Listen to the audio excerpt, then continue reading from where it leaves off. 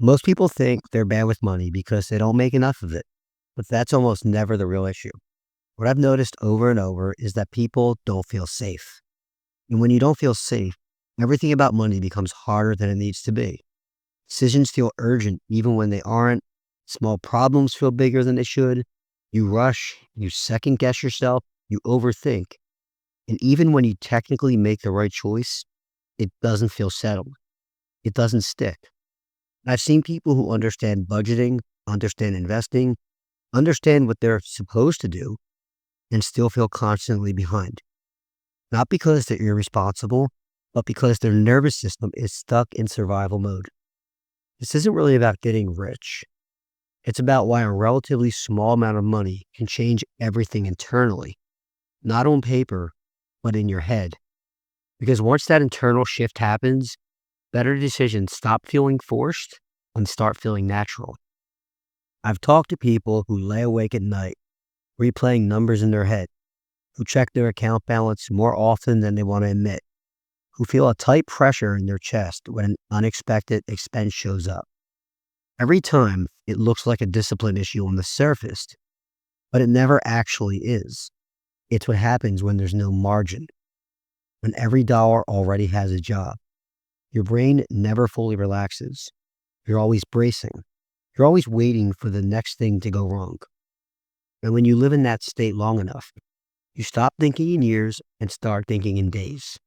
You don't plan, you react. You don't choose, you triage. That's why good advice doesn't stick for people in this position. That's why budgets get abandoned. That's why investing feels risky, even when the math says it isn't. It's not a lack of willpower, it's overload. Money decisions aren't just math, they're emotional and psychological.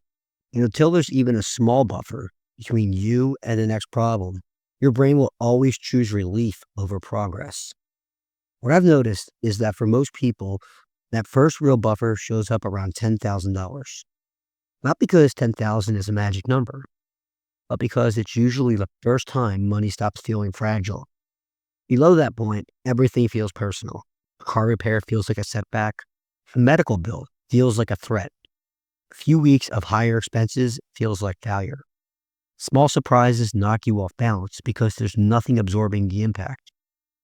But somewhere around that number, something shifts. I've watched people stop checking their account every single day, and I've seen them stop doing mental math while standing in the grocery aisle. I've heard them say, almost casually, "It's annoying, but it's fine," about things that used to spiral them for days. And no, $10,000 doesn't make you rich. It doesn't change your lifestyle. It doesn't eliminate problems. What it does is quieter than that. It buys you time. It buys you options. It creates space between that problem and panic. And that space is everything. Because once you have breathing room, you stop making decisions just to make the anxiety go away. You start making decisions that actually make sense. $10,000 isn't a finish line. It's the point where your financial life stops being reactive and starts becoming intentional. From the outside, it looks like some people are just better with money. They invest consistently. They don't panic during downturns. They seem patient and disciplined. I've seen people assume that must mean those people are smarter, more motivated, or more responsible. But what you're really seeing is margin. When someone has a buffer, they can wait. They can ignore noise. They can make a mistake without it becoming a crisis. Patience looks like discipline when you don't know the context. On the other side, when someone has no margin, even smart decisions feel dangerous. Skipping an investment feels safer than risking a loss. Holding cash feels smarter than committing it. Paying down debt feels urgent, even when math says otherwise. I've watched people judge themselves harshly in this phase, assuming they're behind or broken, when in reality, they're comparing stress to stability. Advice sounds simple, but feels impossible because most advice is written for people who already feel safe. Once you see that clearly, the goal changes. It stops being optimization and becomes stability. I've seen this pattern play out with people making decent, normal incomes. On paper, nothing looks broken. Bills are paid. There's food in the fridge. Maybe there's even some money left at the end of the month. but there's no buffer. Every dollar already has a job before it arrives. So when something small happens, a car repair, a medical bill, a stretch of higher grocery costs, it doesn't feel like an inconvenience, it feels like a threat. I've watched what that does to decisions. People delay things they know they should do. They avoid looking too closely at their finances. They tell themselves they'll deal with it later, not because they're irresponsible, but because dealing with it feels overwhelming. Even good opportunities feel risky. Investing feels like gambling. Career changes feel dangerous. Long-term planning feels unrealistic. Everything becomes short-term, and relief becomes the goal. From the outside, these people don't look reckless. They look cautious. They say things like, I just want to be safe, or I can't afford to mess this up. But what they're really reacting to is the lack of margin. Their decisions aren't bad, they're compressed. And when decisions are compressed, certainty beats progress every time. I've also seen the exact same people with the same income and same life quietly build a buffer over time. Nothing dramatic, no extreme budgeting, no lifestyle overhaul, just one system kept running long enough for the number to grow. And eventually it crosses a line. Not a celebration, not a lifestyle upgrade, just space. I've watched how differently people behave once that happens. Car repair shows up, and it's annoying, but it doesn't hijack their mood for days. Bill comes in, and they pay it without replaying every past decision. They stop checking their account constantly, not because they're rich, but because they trust the buffer absorbs the shocks. The behavior changes in subtle ways. They delay decisions without anxiety. They consider options instead of reacting. Opportunities that weren't felt dangerous now feel worth evaluating. Investing feels less emotional. Career decisions feel less like traps. Planning feels possible. From the outside, this person now looks disciplined. But nothing magical happened. They didn't become smarter. They didn't suddenly gain motivation. They became safer. And safety unlocked patience. This is also where I've watched people accidentally reset progress without realizing it. The first mistake is touching the buffer too early. Not for emergencies, but for relief. Small upgrades, temporary comfort, things that feel justified in the moment. The problem isn't the spending itself. Instead, every reset trains your brain to see the buffer as optional. Second mistake is stopping and restarting. People pause progress and tell themselves they'll get serious next month. But calm doesn't arrive first. The buffer creates calm, not the other way around. The third mistake is changing systems midstream. New apps, new rules, new plans, not because the old one failed, but because boredom showed up.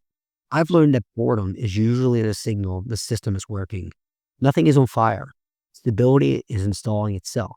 The last mistake is comparison. Looking at people who already crossed the line and using that to measure yourself. Comparison compresses time. It makes slow progress feel like no progress. And I see people quit right before the shift happens because of it. This is the part nobody talks about, the boring middle. After the excitement fades, the system is running and the number is moving, but nothing feels different yet. Somewhere between $2,000 and $5,000, progress feels invisible. The money isn't enough to change your life, but it's enough to feel tempting. This is where I've watched the most people stop. Not because they failed, but because nothing felt different yet. But nothing is wrong. You're just early. The calm you're waiting for doesn't arrive gradually. It shows up all at once. One day you realize you haven't checked your balance. One day an expense doesn't ruin your mood.